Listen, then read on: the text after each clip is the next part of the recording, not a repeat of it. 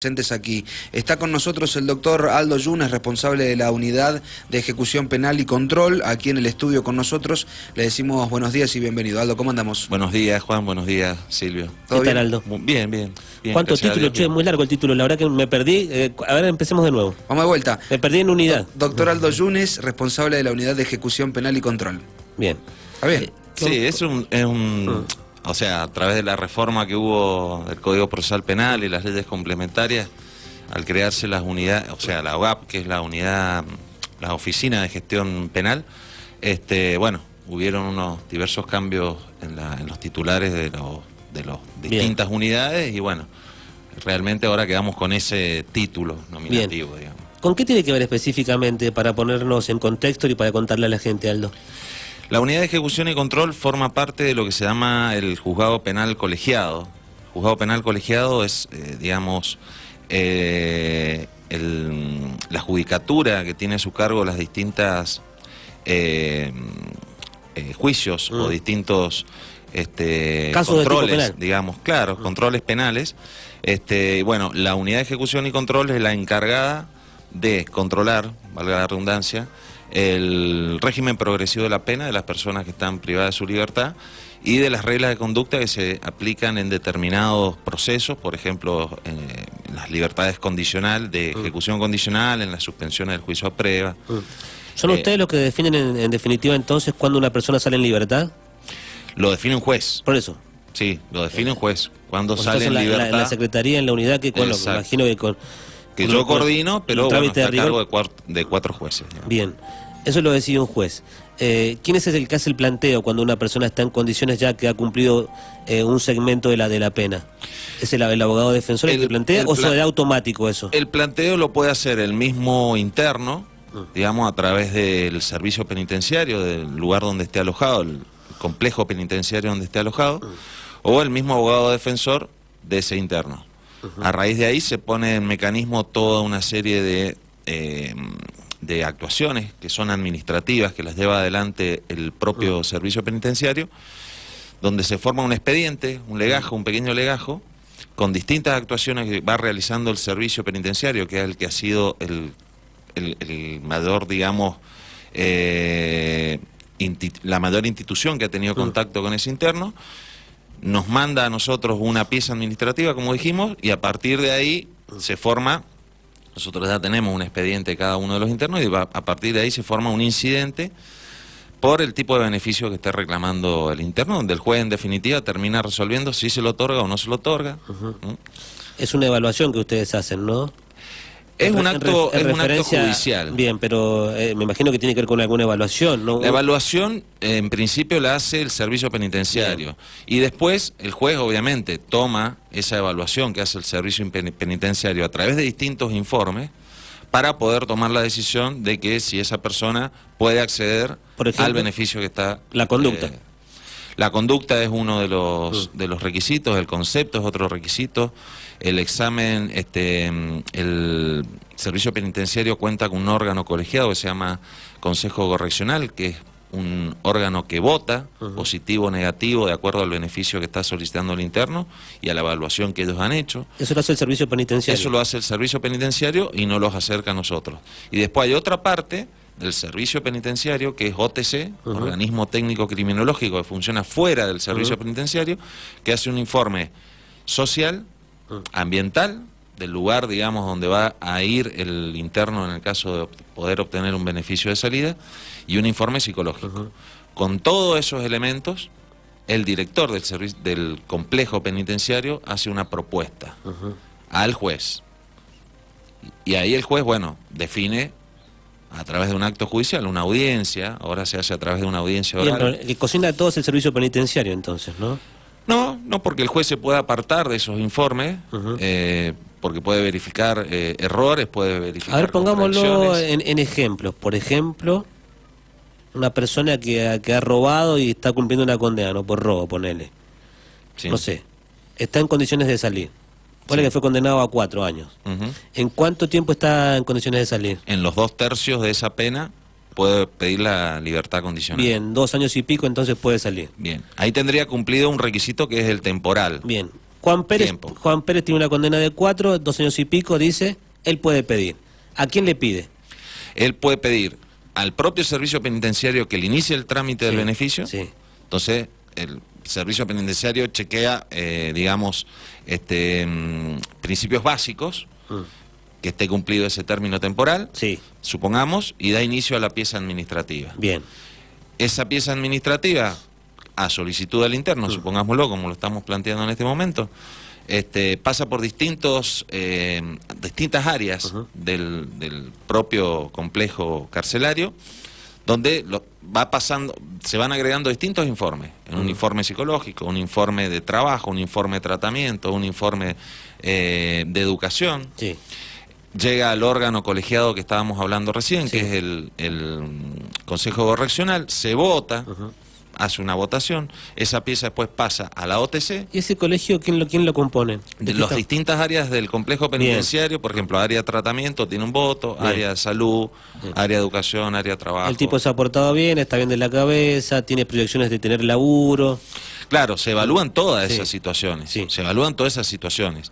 Y después, para complementar esa pieza, aparece el organismo OTC, también Es el haciendo que hace dos el estudio informes. socioambiental, ¿no? Socioambiental y Te dice, psicológico. va a ir a una casa más o menos, Su familia lo su puede contener. entorno lo va a ayudar, el informe, el tío le pronóstico. puede dar laburo. Exactamente, el informe criminológico es bueno o es malo, no tiene una red de contención que lo pueda, digamos, amparar en su vida libre en ese momento.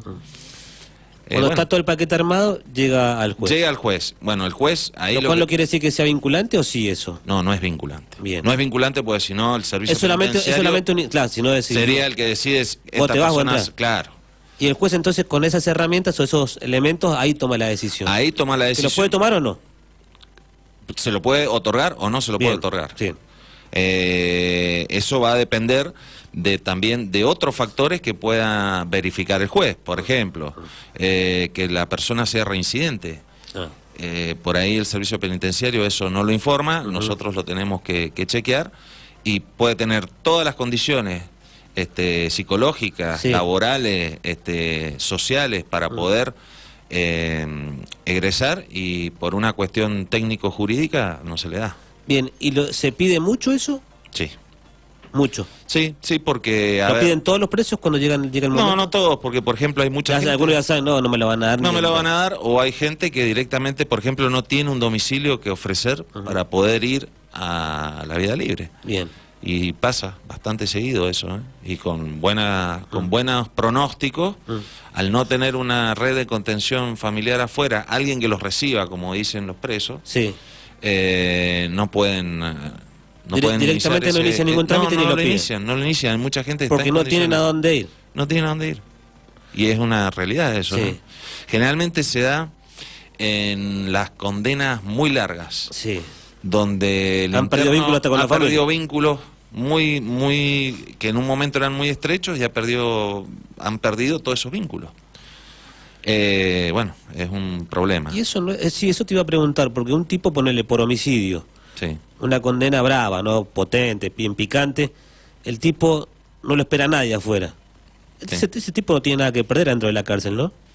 En muchos casos... Respecto del comportamiento. En si muchos no casos se da que no tiene nada que perder, y en otros casos se da que son presos con muy buena conducta y muy buen concepto, pero que bueno, lamentablemente por esas circunstancias de la vida no tienen a nadie afuera, porque es muy difícil también desde el afuera poder sostener con el interno los vínculos más o menos en forma estrecha. Si bien se trata de que puedan acceder a las visitas, toda esa cuestión de entramado social se puede de alguna forma contener, pero el tiempo es fatídico para este tipo de condenas, en muchos casos. Aldo, ¿qué sentís vos como funcionario judicial cuando la gente dice en el café, en la verdulería, en la esquina, en la reunión familiar, entran por una puerta y salen por la otra? ¿Qué es cierto hay en eso?